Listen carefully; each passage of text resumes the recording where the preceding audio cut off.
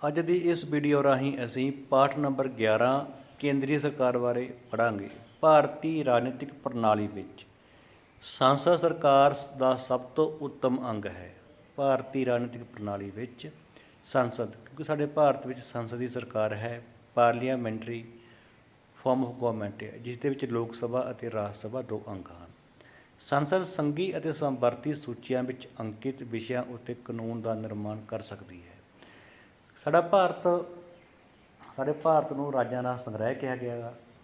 ਸਾਡੇ ਭਾਰਤ ਵਿੱਚ ਸੰਘੀ ਪ੍ਰਸ਼ਾਸਨ ਪ੍ਰਣਾਲੀ ਨੂੰ ਪ੍ਰਚਲਿਤ ਕਰਨ ਦੀ ਗੱਲ ਕੀਤੀ ਗਈ ਹੈ। ਸੰਘ ਭਾਵ ਜਿਸ ਦੇ ਵਿੱਚ ਕੇਂਦਰ ਅਤੇ ਰਾਜਾਂ ਦੇ ਵਿਚਕਾਰ ਸ਼ਕਤੀਆਂ ਦੀ ਵੰਡ ਕੀਤੀ ਹੁੰਦੀ ਹੈ। ਤਾਂ ਇਸ ਤਹਿਤ ਸਾਡੇ ਭਾਰਤ ਵਿੱਚ ਤਿੰਨ ਸੂਚੀਆਂ, ਕੇਂਦਰ ਸੂਚੀ, ਰਾਜ ਸੂਚੀ ਅਤੇ ਸਮਵਰਤੀ, ਜਿਸ ਦੇ ਉੱਤੇ ਕੇਂਦਰ ਸੂਚੀ ਵਿੱਚ ਕੇਂਦਰ ਸਰਕਾਰ ਕਾਨੂੰਨ ਬਣਾਉਂਦੀ ਹੈ ਅਤੇ ਰਾਜ ਸੂਚੀ ਦੇ ਵਿੱਚ ਰਾਜ ਸਰਕਾਰ ਬਣਾਉਂਦੀ ਹੈ ਕਾਨੂੰਨ, ਅਤੇ ਸਮਵਰਤੀ ਰਾਜ ਸਰਕਾਰ ਅਤੇ ਕੇਂਦਰ ਸਰਕਾਰ ਮਿਲ ਕੇ ਬਣਾਉਂਦੀਆਂ ਹਨ। ਅਤੇ ਸੰਸਦ ਸੰਘੀ ਅਤੇ ਸਮਵਰਤੀ ਸੂਚੀਆਂ ਵਿੱਚ ਅੰਕਿਤ ਵਿਸ਼ਿਆਂ ਉੱਤੇ ਕਾਨੂੰਨ ਦਾ ਨਿਰਮਾਣ ਕਰ ਸਕਦੀ ਹੈ। ਵਿਸ਼ੇਸ਼ ਹਾਲਤਾਂ ਵਿੱਚ ਸੰਵਿਧਾਨ ਅਨੁਸਾਰ ਰਾਜ ਸੂਚੀ ਵਿੱਚ ਅੰਕਿਤ ਵਿਸ਼ਿਆਂ 'ਤੇ ਵੀ ਸੰਸਦ ਕਾਨੂੰਨ ਬਣਾ ਸਕਦੀ ਹੈ। ਜੋ ਰਾਜ ਸੂਚੀ ਵਿੱਚ ਅੰਕਿਤ ਵਿਸ਼ੇ ਨੇ 61 ਵਿਸ਼ੇ, ਜਿਵੇਂ ਸਾਡੇ ਕੇਂਦਰੀ ਸੂਚੀ ਵਿੱਚ ਵਿਸ਼ੇ ਹਨ 100 ਪਹਿਲਾਂ 97 ਸਨ। ਰਾਜ ਸੂਚੀ ਵਿੱਚ ਪਹਿਲਾਂ ਸੀਗੇ 66, ਹੁਣ 61 61 ਰਹਿ ਗਏ ਨੇ। ਇਸੇ ਤਰ੍ਹਾਂ ਸਮਵਰਤੀ ਵਿੱਚ ਪਹਿਲਾਂ ਸੀ 47, ਹੁਣ 52 ਹੋ ਗਏ ਨੇ। ਅਤੇ ਜੋ ਰਾਜ ਸੂਚੀ ਦੇ ਵਿਸ਼ੇ ਨੇ ਉਂਝ ਤਾਂ ਅਧਿਕਾਰ ਦਿੱਤਾ ਗਿਆ ਸਟੇਟਸ ਨੂੰ, ਰਾਜਾਂ ਨੂੰ, ਪਰ ਕੁਝ ਵਿਸ਼ੇਸ਼ ਹਾਲਾਤਾਂ ਦੇ ਵਿੱਚ ਉਹਨਾਂ ਉੱਤੇ ਵੀ ਕੇਂਦਰ ਸਰਕਾਰ ਕਾਨੂੰਨ ਬਣਾ ਸਕਦੀ ਹੈ। ਪ੍ਰਧਾਨ ਮੰਤਰੀ ਅਤੇ ਮੰਤਰੀ ਪਰਿਸ਼ਦ ਦੇ ਮੈਂਬਰਾਂ ਨੂੰ ਸੰਸਦ ਦਾ ਮੈਂਬਰ ਹੋਣਾ ਜ਼ਰੂਰੀ ਹੈ, ਭਾਵ ਲੋਕ ਸਭਾ ਜਾਂ ਰਾਜ ਸਭਾ ਦਾ ਮੈਂਬਰ ਹੋਣਾ ਜ਼ਰੂਰੀ ਹੈ। ਪਰ ਜਿਸ ਦਲ ਨੂੰ ਲੋਕ ਸਭਾ ਦੇ ਵਿੱਚ ਬਹੁਮਤ ਪ੍ਰਾਪਤ ਹੁੰਦਾ ਹੈ, ਸਰਕਾਰ ਤਾਂ ਉਸ ਦਲ ਦੀ ਬਣਦੀ ਹੈ। ਪਰ ਫਿਰ ਵੀ ਕੁਝ ਮੰਤਰੀਆਂ ਨੂੰ ਜੋ ਰਾਜ ਸਭਾ ਦੇ ਮੈਂਬਰ ਹੁੰਦੇ ਨੇ, ਉਹਨਾਂ ਨੂੰ ਵੀ ਸਰਕਾਰ ਦੇ ਵਿੱਚ ਲੈ ਸਕਦੇ ਹਨ। ਜਿਵੇਂ ਸਾਡੇ ਡਾਕਟਰ ਮਨਮੋਹਨ ਸਿੰਘ ਰਾਜ ਸਭਾ ਦੇ ਮੈਂਬਰ ਸਨ, ਪਰ ਉਹ ਸਾਡੇ ਭਾਰਤ ਦੇ ਪ੍ਰਧਾਨ ਮੰਤਰੀ ਬਣੇ। ਇਸ ਤੋਂ ਪਹਿਲਾਂ ਹੋਰ ਵੀ ਸਾਡੇ ਇੰਦਰ ਕੁਮਾਰ ਗੁਜਰਾਲ, ਦੇਵ ਗੌੜਾ ਅਤੇ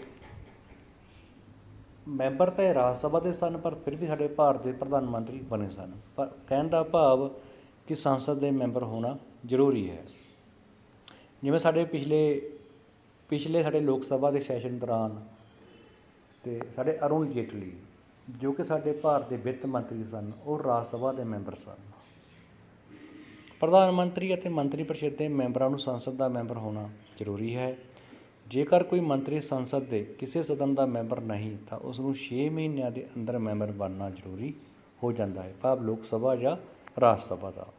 ਜੇਕਰ ਕੋਈ ਮੰਤਰੀ ਸੰਸਦ ਦੇ ਕਿਸੇ ਸਦਨ ਦਾ ਮੈਂਬਰ ਬਣਨ ਵਿੱਚ ਅਸਮਰਥ ਹੁੰਦਾ ਹੈ, ਤਾਂ ਉਸ ਨੂੰ ਆਪਣਾ ਤਿਆਗ ਪੱਤਰ ਦੇਣਾ ਪੈਂਦਾ ਹੈ, ਭਾਵ ਉਸ ਨੂੰ 6 ਮਹੀਨਿਆਂ ਦੇ ਅੰਦਰ ਲੋਕ ਸਭਾ ਜਾਂ ਰਾਜ ਸਭਾ ਦਾ ਮੈਂਬਰ ਬਣਨਾ ਜ਼ਰੂਰੀ ਹੈ। ਜੇਕਰ ਨਹੀਂ ਬਣ ਸਕਦਾ ਤਾਂ ਉਸ ਨੂੰ ਤਿਆਗ ਪੱਤਰ ਦੇਣਾ ਪੈਂਦਾ ਹੈ।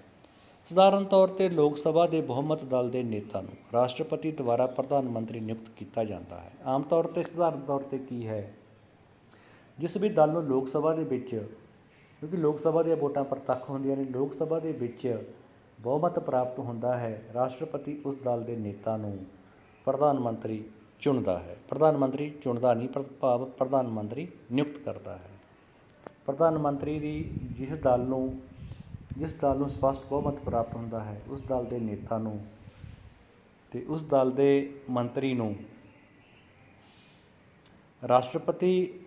ਬਹੁਮਤ ਦਲ ਦੇ ਨੇਤਾ ਨੂੰ ਰਾਸ਼ਟਰਪਤੀ ਦੁਆਰਾ ਪ੍ਰਧਾਨ ਮੰਤਰੀ ਨਿਯੁਕਤ ਕੀਤਾ ਜਾਂਦਾ ਹੈ। ਇਹ ਯਾਦ ਰੱਖਣਾ ਹੈ ਕਿ ਪ੍ਰਧਾਨ ਮੰਤਰੀ ਦੀ ਨਿਯੁਕਤੀ ਕਰਦਾ ਰਾਸ਼ਟਰਪਤੀ, ਚੋਣ ਨਹੀਂ ਕਰਦਾ। ਅਤੇ ਰਾਸ਼ਟਰਪਤੀ ਦੀ ਚੋਣ ਹੁੰਦੀ ਹੈ, ਪ੍ਰਧਾਨ ਮੰਤਰੀ ਦੀ ਨਿਯੁਕਤੀ ਹੁੰਦੀ ਹੈ। ਇਹ ਚੰਗੀ ਤਰ੍ਹਾਂ ਯਾਦ ਰੱਖਣਾ ਕਿ ਪ੍ਰਧਾਨ ਮੰਤਰੀ ਦੀ ਨਿਯੁਕਤੀ ਰਾਸ਼ਟਰਪਤੀ ਕਰਦਾ, ਜਿਸ ਦਲ ਨੂੰ ਸਪਸ਼ਟ ਬਹੁਮਤ ਪ੍ਰਾਪਤ ਹੋਵੇ ਲੋਕ ਸਭਾ ਦੇ ਵਿੱਚ।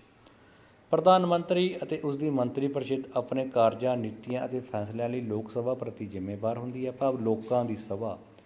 ਜੋ ਰਾਜ ਸਭਾ, ਉਹ ਤਾਂ ਰਾਜਾਂ ਦੀ ਸਭਾ ਅਤੇ ਉਹ ਰਾਜਾਂ ਦੀ ਪ੍ਰਤੀਨਿਧਤਾ ਕਰਦੀ ਹੈ ਅਤੇ ਰਾਜ ਸਭਾ ਦੇ ਮੈਂਬਰਾਂ ਦੀ ਚੋਣ ਵੀ ਅਪ੍ਰਤੱਖ ਰੂਪ ਵਿੱਚ ਹੁੰਦੀ ਹੈ। ਤਾਂ ਕਰਕੇ ਜੋ ਪ੍ਰਧਾਨ ਮੰਤਰੀ ਅਤੇ ਉਸ ਦਾ ਮੰਤਰੀ ਪਰਿਸ਼ਦ ਹੈ ਉਹ ਲੋਕ ਸਭਾ ਪ੍ਰਤੀ, ਲੋਕਾਂ ਦੀ ਸਭਾ ਪ੍ਰਤੀ ਉੱਤਰਦਾਈ ਹੈ, ਨਾ ਕਿ ਰਾਜ ਸਭਾ ਪ੍ਰਤੀ। ਇਸ ਦਾ ਭਾਵ ਹੈ ਕਿ ਲੋਕ ਸਭਾ ਦੁਆਰਾ ਅਵਿਸ਼ਵਾਸ ਦਾ ਮਤਾ ਪਾਸ ਕਰਨ 'ਤੇ ਮੰਤਰੀ ਪਰਿਸ਼ਦ ਨੂੰ ਤਿਆਗ ਪੱਤਰ ਦੇਣਾ ਪੈਂਦਾ ਹੈ। ਜੇਕਰ ਲੋਕ ਸਭਾ ਅਵਿਸ਼ਵਾਸ ਦਾ ਮਤਾ ਪਾਸ ਕਰਦੇ ਤਾਂ ਸਮੁੱਚੇ ਮੰਤਰੀ ਪਰਿਸ਼ਦ ਨੂੰ ਤਿਆਗ ਪੱਤਰ ਦੇਣਾ ਪੈਂਦਾ ਹੈ। ਸੰਸਦ ਦੇ ਮੈਂਬਰ ਮੰਤਰੀਆਂ ਤੋਂ ਪ੍ਰਸ਼ਨ ਪੁੱਛ ਕੇ ਹੀ ਤੱਥਾਂ ਬਾਰੇ ਸਪਸ਼ਟੀਕਰਨ ਮੰਗ ਸਕਦੇ ਹਨ। ਧਿਆਨ ਦਬਾਊ ਮਤੇ ਰਾਹੀਂ ਸਰਕਾਰ ਦਾ ਧਿਆਨ ਕਿਸੇ ਜ਼ਰੂਰੀ ਘਟਨਾ ਵੱਲ ਦਿਵਾ ਸਕਦੇ ਹਾਂ। ਧਿਆਨ ਦਬਾਊ ਮਤਾ ਉਹ ਹੁੰਦਾ ਗਾ, ਮੰਨ ਲਓ ਸਦਨ ਦੀ ਕਾਰਵਾਈ ਚੱਲ ਰਹੀ ਹੈ ਅਤੇ ਕੋਈ ਅਚਨਚੇਤ ਅਜਿਹੀ ਘਟਨਾ ਹੋਊਗੀ ਜਿਸ 'ਤੇ ਧਿਆਨ ਦੇਣਾ ਜ਼ਰੂਰੀ ਹੈ, ਤਾਂ ਮੰਤਰੀ ਧਿਆਨ ਦਬਾਊ ਮਤੇ ਰਾਹੀਂ ਸਰਕਾਰ ਦਾ ਧਿਆਨ ਕਿਸੇ ਜ਼ਰੂਰੀ ਘਟਨਾ ਵੱਲ ਦਿਵਾ ਸਕਦੇ ਹਨ। ਭਾਰਤੀ ਰਾਜਨੀਤਿਕ ਪ੍ਰਣਾਲੀ ਵਿੱਚ ਸਰਕਾਰ ਦਾ ਸਭ ਤੋਂ ਉੱਤਮ ਅੰਗ ਕਿਹੜਾ ਹੈ? ਕਿਹੜਾ ਹੈ? ਸੰਸਦੀ ਸਰਕਾਰ। ਨੰਬਰ 1, ਸੰਸਦੀ ਸਰਕਾਰ। ਪ੍ਰਧਾਨ ਮੰਤਰੀ ਨੂੰ ਕਦੋਂ ਅਸਤੀਫਾ ਦੇਣਾ ਪੈਂਦਾ ਹੈ? ਜੇਕਰ ਪ੍ਰਧਾਨ ਮੰਤਰੀ ਸੰਸਦ ਦੇ ਕਿਸੇ ਸਦਨ ਦਾ ਮੈਂਬਰ ਬਣਨ ਵਿੱਚ ਅਸਮਰੱਥ ਹੁੰਦਾ ਹੈ ਤਾਂ ਉਸ ਨੂੰ ਤਿਆਗ ਪੱਤਰ ਦੇਣਾ ਪੈਂਦਾ ਹੈ। ਜਾਂ ਇਹ ਵੀ ਲਿਖ ਸਕਦੇ ਹੋ ਕਿ ਜਦੋਂ ਉਸ ਦੇ ਵਿਰੁੱਧ ਅਵਿਸ਼ਵਾਸ ਦਾ ਮਤਾ ਪਾਸ ਹੋਏ ਤਾਂ ਵੀ ਉਸ ਨੂੰ ਅਸਤੀਫਾ ਦੇਣਾ ਪੈਂਦਾ ਹੈ। ਤਾਂ ਨੰਬਰ 2, ਪ੍ਰਧਾਨ ਮੰਤਰੀ ਦੀ ਨਿਯੁਕਤੀ ਕੌਣ ਕਰਦਾ ਹੈ? ਰਾਸ਼ਟਰਪਤੀ। ਨੰਬਰ 3। ਇਸ ਤਰ੍ਹਾਂ ਅਸੀਂ ਤਿੰਨਾਂ ਦੇ 1, 2, 3 ਤਿੰਨਾਂ ਕੁਐਸਚਨਾਂ ਦੇ ਆਨਸਰ ਅਸੀਂ ਕਰ ਲਏ ਨੇ। ਠੀਕ ਜਾਂ ਗਲਤ? ਪ੍ਰਧਾਨ ਮੰਤਰੀ ਲਈ ਲੋਕ ਸਭਾ ਦਾ ਮੈਂਬਰ ਹੋਣਾ ਜ਼ਰੂਰੀ ਹੈ?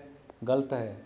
ਸੰਸਦ ਦਾ ਮੈਂਬਰ, ਚਾਹੇ ਉਹ ਲੋਕ ਸਭਾ ਦਾ ਹੋਵੇ ਚਾਹੇ ਉਹ ਰਾਜ ਸਭਾ ਦਾ ਹੋਵੇ, ਸੰਸਦ ਦਾ ਮੈਂਬਰ ਹੋਣਾ ਜ਼ਰੂਰੀ ਹੈ। ਲੋਕ ਸਭਾ ਵਿੱਚ ਅਵਿਸ਼ਵਾਸ ਮਤਾ ਪਾਸ ਹੋ ਜਾਣ 'ਤੇ ਮੰਤਰੀ ਪਰਿਸ਼ਦ ਨੂੰ ਅਸਤੀਫਾ ਦੇਣਾ ਪੈਂਦਾ ਹੈ? ਬਿਲਕੁਲ ਸਹੀ ਹੈ। ਸੰਸਦ ਵਿੱਚ ਮੰਤਰੀਆਂ ਤੋਂ ਪ੍ਰਸ਼ਨ ਪੁੱਛ ਸਕਦੇ ਹਨ? ਬਿਲਕੁਲ ਸਹੀ ਹੈ। ਪ੍ਰਧਾਨ ਮੰਤਰੀ ਦਾ ਕਿਹੜਾ ਸਦਨ ਦਾ ਮੈਂਬਰ ਹੋਣਾ ਜ਼ਰੂਰੀ ਹੈ? ਲੋਕ ਸਭਾ ਜਾਂ ਰਾਜ ਸਭਾ, ਦੋਨਾਂ ਵਿੱਚੋਂ ਕਿਸੇ ਇੱਕ ਦਾ। ਹੇਠਾਂ ਇਹੀ ਸਲਾਈਡ ਸਾਡੀ ਕੀਤੀ ਹੈ ਇੰਗਲਿਸ਼ ਮੀਡੀਅਮ 'ਚ, ਦਾ ਸੈਂਟਰਲ ਗੌਰਮੈਂਟ। ਤਾਂ ਸਭ ਤੋਂ ਜੋ ਪਹਿਲਾ ਕੁਐਸਚਨ ਹੈ ਉਸ ਦਾ ਆਨਸਰ ਹੈ parliament.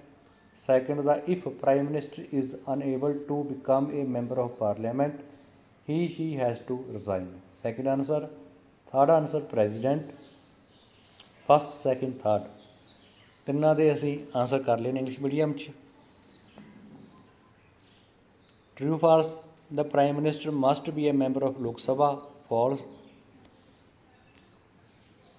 Anyone from the Parliament, Lok Sabha or Raj Sabha. After the non-confidence motion is passed in the Lok Sabha, the Council of Ministers has to resign. True. MPs can ask a question of ministers in Parliament. True.